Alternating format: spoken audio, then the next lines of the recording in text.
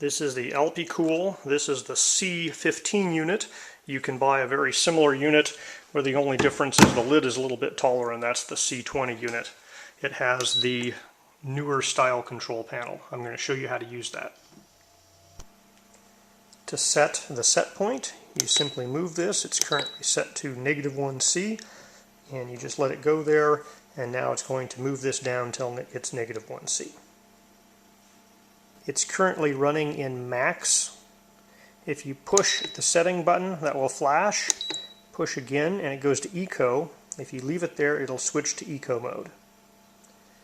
The battery, high, medium, and low, you can change by pressing and holding. So you have to press and hold until the H starts to flash, and you push, and you can go to low voltage, medium voltage, or high voltage, which sets where it cuts off as your battery gets lower.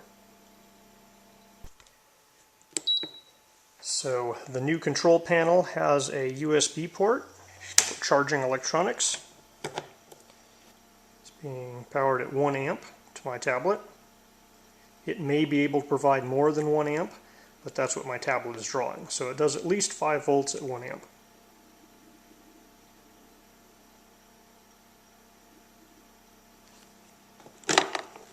Also, if you pull up on this a little too hard, the control panel is held in just by a couple of little plastic tabs, and mine isn't held in very well, so be careful with that. You have to snap it back in place if you do that. I'm going to push both the power button and the settings button at the same time.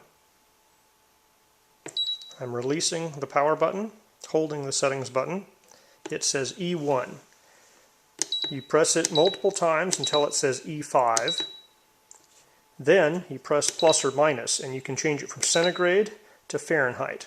So it's blinking Fahrenheit now, and it turns off. So now that it's turned on, you can see it's 72 Fahrenheit.